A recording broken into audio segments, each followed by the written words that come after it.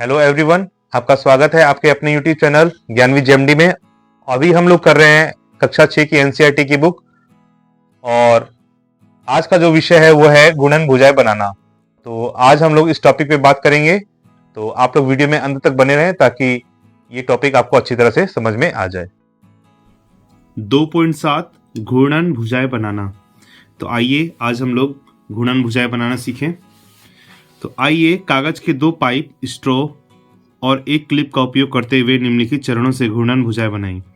तो देखिए, सबसे पहले घूर्णन भुजाएं बनाने के लिए यहाँ पे 2 पाइप और एक क्लिप लेंगे। तो यहाँ पे देखिए, हमने 2 पाइप ले लिए हैं, स्ट्रॉ जिससे जूस पिया जाता है, ये 2 स्ट्रॉ हमारे पास है, और एक क्लिप ले लेंगे हम लोग। तो क्लिप अभी मेरे पास नहीं है, तो इस तार का हमने क्लिप बनाया है, इसको हम लोग कुछ यूँ मोड़ लेंगे, एक ये क्लिप का काम करेगा। इसके बाद क्या करना है, पाइपों को क्लिप की भुजाओं में डालना है। इन पाइपों को हम लोग क्लिप की भुजाओं में डालेंगे। तो देखिए, एक भुजा में इसको डालते हैं, यहाँ पे डाल लिए। उसके बाद दूसरी भुजा में इसको डाल लेते हैं। ये देखिए, दोनों भुजा में हम लोगों ने इसको डाल लिया है। अब डालने के बाद इसको हम लोग थोड़ा सीधा कर देते हैं। तो डालने के बाद इसमें देखिए कुछ ऐसी बनी आकृति इसकी, आपकी घूर्णन भुजा तैयार है। अब इसमें हम लोग इसको जैसे मर्जी बड़ा भी कर सकते हैं, इस भुजा को छोटा भी कर सकते हैं। तो देखिए आगे इसके क्या लिखा हुआ है, इसको देखते हैं।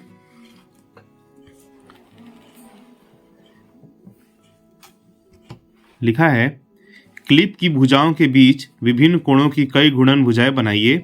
अध्यारोपण के पश्चात बने हुए कोणों को छोटे से बड़े के क्रम में व्यवस्थित कीजिए।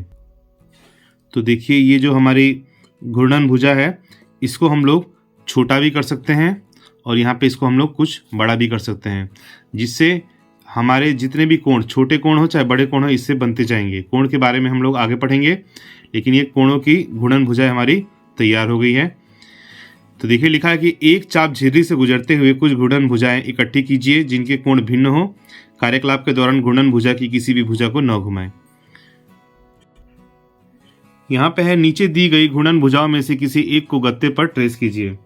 तो देखिए यहाँ पे क्या किया गया है, यहाँ पे कुछ घूर्णन भुजाएं हैं, कुछ छोटी हैं, कुछ बड़ी हैं, कुछ और छोटी हैं, कुछ और बड़ी हैं। इसको हमको क्या करना है, एक गत्ता लेना है, एक गत्ते को लेकर उसको बीच से काट लेना है, एक उसकी झिर्री निकाल लेनी है, झिर्री बन जाएगा ये। तो इसको निकाल के हम लोग कोण को दर्शा सकते हैं। आइए एग्जाम्पल के रूप में आपको दिखाएं कि यहाँ पे हम लोगों ने एक गत्ता लिया है और इसको काट लिया है। यहाँ पे देखिए, इसकी झिर्री निकाल दिए हैं, तो ये पूरी तरह से कट चुका है, निकल गया है। इसके बाद लिखा है कि अब सभी घूर्णन भुजाओं में परस्पर अदला बदली कर दीजिए। क्या आप पहचान सकते हैं कि गत्ते पर बनी चाप में से कौन सी घूर्णन भुजा गुजर सकती है? तो देखिए, इसमें से हम लोग क्या करेंगे, अब जो हम लोगों ने यहाँ पे बनाया था, इसको देखेंगे, ये इससे गुजर सकती है, और कुछ जो होगी इससे नहीं गुजरेगी, जैसे ये बड़ी हो गई, ये छोटी हो गई। तो इसके बारे में पढ़ते हैं हम लोग। बारी बारी से प्रत्येक घूर्णन भुजा को झिर्री पर रखने से सही घूर्णन भुजा को पहचाना जा सकता है। आइए इस प्रक्रिया को कुछ और घूर्णन भुजाओं के साथ करें। यहाँ पे देखिए कुछ एग्जाम्पल दिए हुए हैं। पहला है झिर्री कोण। झिर्री कोण, यहाँ पे देखिए, गत्ते में से जो हम लोगों ने बनाया था, जो कटिंग था, ये गत्ते में से इस कटिंग को यहाँ से मिलाया गया है, इसके शीर्ष पर रखा गया है भुजा को, और एक भुजा इस भुजा पे, झिर्री के भुजा पे, और एक यहाँ पे। तो देखिए, यहाँ पे हम लोग कह सकते हैं कि जो झिर्री है वो झिर्री कोण बड़ा है, और ये जो भुजा कोण है वो छोटा है।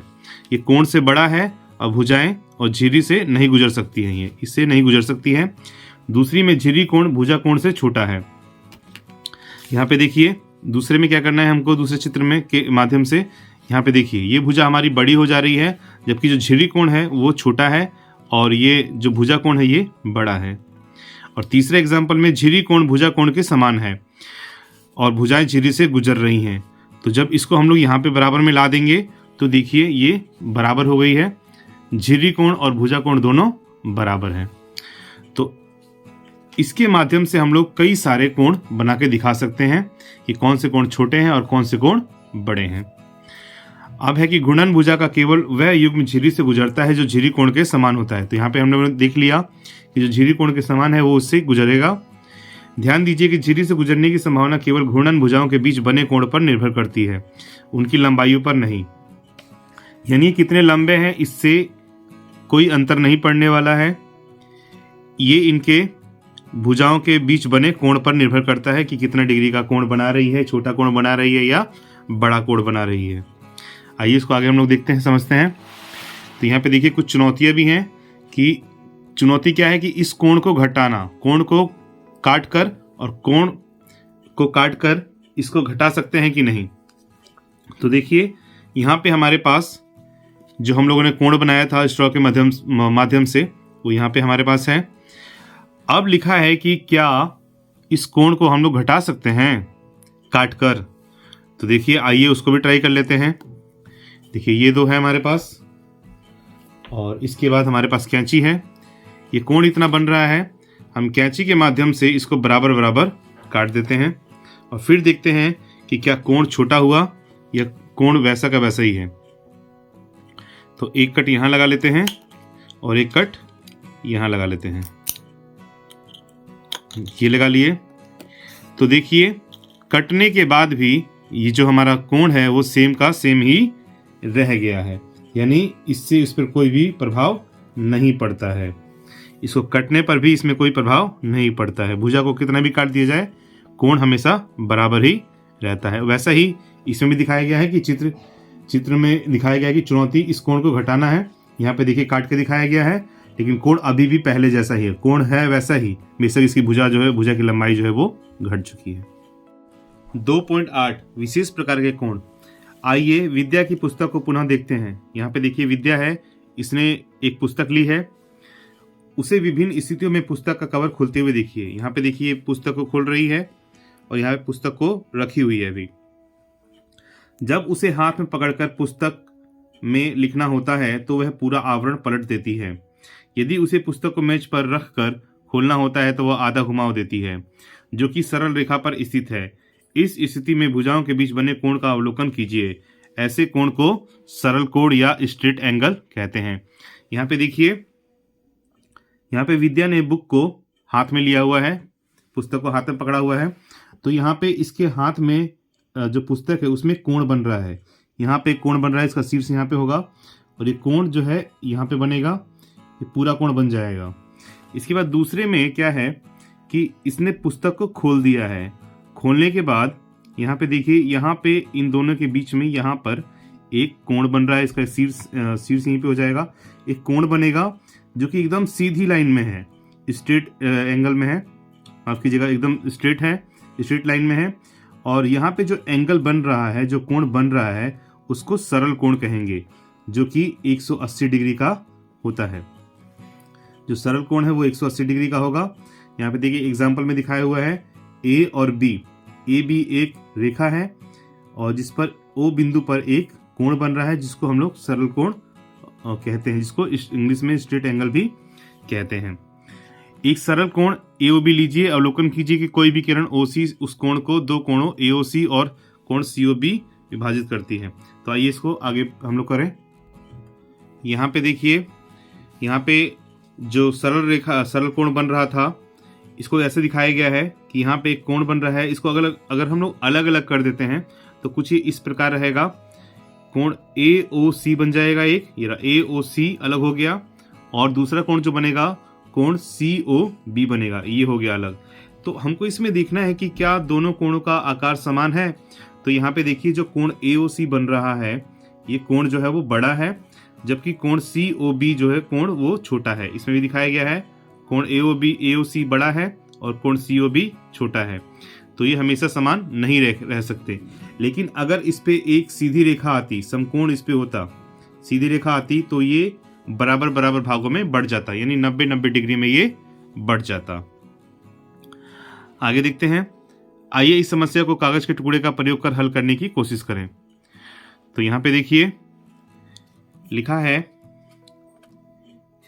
कि एक आयताकार कागज लेना है, उसकी एक भुजा पर सरल कोण AOB अंकित करना है और कागज को इस प्रकार मोड़ना है कि वह घुमाव बिंदु से O से गुजरता हो और कोण AOB को दो समान कोणों में विभाजित करता हो। ये किस प्रकार कर सकते हैं? तो देखिए एक कागज लेना है हमको आयताकार, उसमें हमको सरल रेखा एक बनानी है। तो सरल रेखा जो नीचे बनी ही होगी उस पर कोण दर्शा देना है A बिंदु B बिंदु, जो कि एक सरल कोण बनाएगी O पे। और यहाँ पे सरल कोण है, आपको दिखाते हैं एग्जाम्पल के रूप में।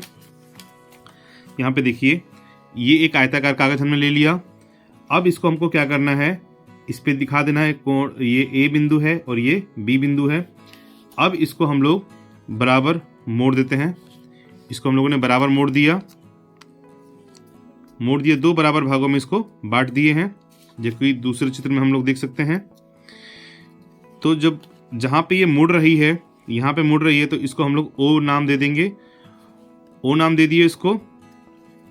और देखिए यहीं पे ये एक एंगल बनाती है, जो एंगल बनाती है वो 180 डिग्री का एंगल बनाती है, 180 डिग्री का एंगल बनाती है। और इस एंगल को हम लोग, इस कोण को हम लोग सरल कोण कहते हैं।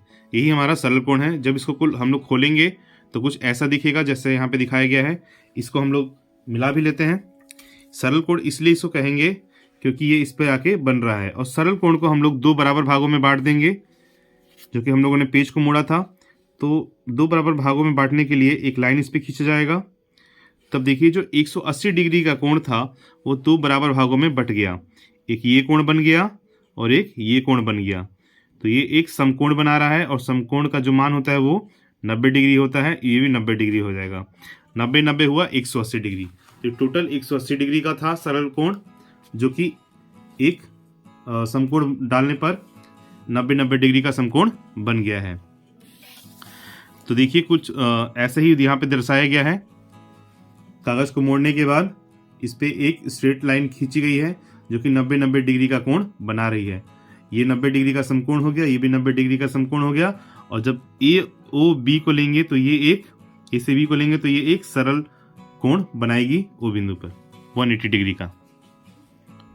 क्या कोई ऐसा तरीका भी है जिसमें अध्यारोपण करके यह पता लगाया जा सके कि दोनों कोण समान क्यों हैं? क्या अध्यारोपण घुमाव की विधि द्वारा भी कर सकते हैं? इस प्रकार बने दोनों समान कोणों को समकोण या राइट एंगल भी कहते हैं।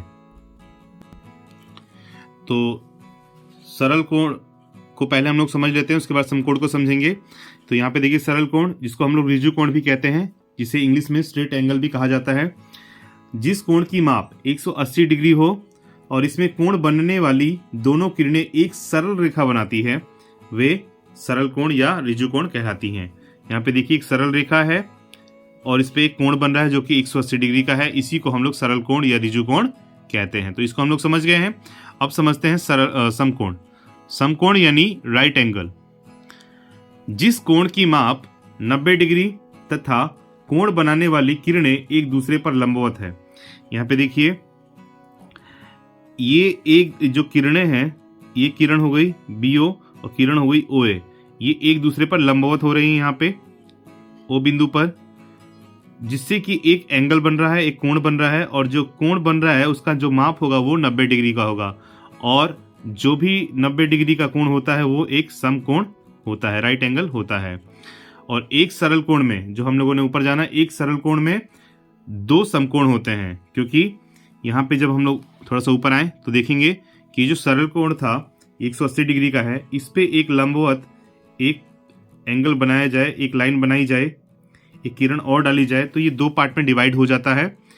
तो ये जो डिवाइड होता है तो इस जो कोण बनता है इन दोनों के बीच में, ये बनेगा 90 डिग्री का और ये भी बनेगा 90 डिग्री का। और जो 90 डिग्री का कोण बने ये समकोण होते हैं। तो हम लोग कह सकते हैं कि एक सरल कोण में दो समकोण होते हैं। तो सरल कोण बराबर 180 डिग्री, तो इसको दो से भाग देंगे तो ये 90 डिग्री के दो कोण हो जाएंगे। और इसी को हम लोग समकोण यानी राइट एंगल कहते हैं। और यहाँ पे देखिए थोड़ा सा आगे हम लोग और देख लें।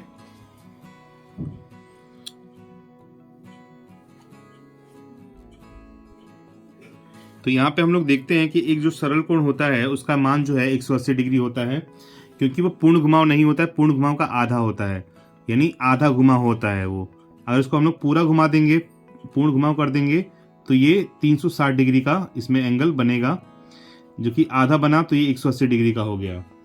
तो इसमें लिखा भी है कि यदि एक सरल कोण एक पूर्ण घुमाव के आधे से बनता है, यानी ये आधे से बना तो ये 180 हुआ, इसको हम लोग सरल कोण कहेंगे। तो एक समकोण पूर्ण घुमाव का कितना होता है, तो एक जो समकोण होता है यानी 90 डिग्री का कोण होता है, वो एक पूर्ण घुमाव का कितना हुआ, तो 1/4 होगा, ये चौथाई होता है इसका। यानी जब इसको हम लोग 4 भाग में डिवाइड करेंगे तो यहाँ पे देखिए 90 डिग्री, यहाँ भी 90 डिग्री, यहाँ भी 90 डिग्री और यहाँ भी 90 डिग्री के 4 समकोण यहाँ पे बन जाएंगे। और इस पे जो दो रेखाओं जब समकोण पर मिलती हैं तब वह एक लंब रेखा या परपेंडिकुलर लाइंस कहलाती हैं। ये जो लाइन है वो परपेंडिकुलर लाइन कहलाती हैं। तो आई होप आप लोग समकोण के बारे में समझ गए होंगे और सरल कोण के बारे में भी समझ गए होंगे। आइए आगे करते हैं। लंब रेखाएं या परपेंडिकुलर को हम लोग कुछ इस तरह से समझ सकते हैं कि वे रेखाएं जो एक दूसरे को 90 डिग्री यानी समकोण पर काटती हैं। यहाँ पे देखिए ये एक दूसरे को एक लाइन है, ये लाइन है ए और बी और दूसरी लाइन है एक्स और वाई। तो ये जो दो रेखाएं हैं जो एक दूसरे को जिस जगह पर काटती हैं वो काटती हैं उस वहाँ पे 90 डिग्री का कोण बन जाता है। और वे रेखाएं जो एक दूसरे को 90 डिग्री यानी समकोण का कोण पर काटती हैं, तो ये जो रेखा जो काट रही हैं यही इसकी लंब रेखाएं कहलाएंगी, जिसको इंग्लिश में परपेंडिकुलर लाइंस कहा जाता है।